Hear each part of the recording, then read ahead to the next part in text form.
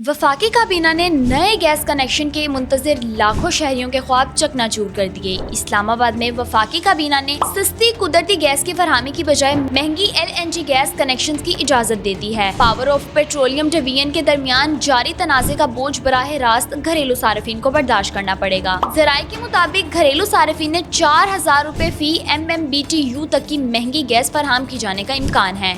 सिर्फ RNG gas connection की fees 50,000 रुपए तक रखने की तजवीज़ दी गई है, जबकि 35 लाख सार्फिन को महंगी RLNG गैस पर मुंतकिल किया जाएगा। वाज़ेह रहे कि 1 जुलाई से ही घरेलू सार्फिन पर बोझ बढ़ चुका है और गैस के फिक्स चार्जेस में 50% तक इजाफा किया गया है। माहिरीन के मुताबिक RLNG के बाइस गैस सेक्टर की गर्दिश कर्जा हर साल 200 अरब रुपए मजीद बढ़ रहा है, जिसका असर बिलाखिर आम सार्फिन पर पड़ेगा।